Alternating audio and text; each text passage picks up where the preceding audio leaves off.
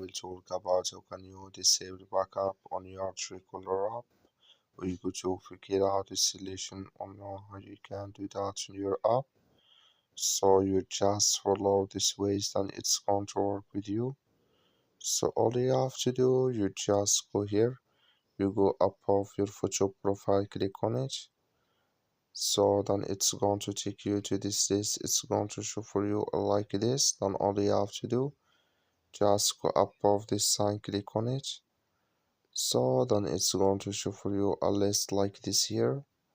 You click here on general. So then it's going to take you to this list. It's going to show for you like this. You go down, just keep going down here. You come here to backup, just click in this sign or this color.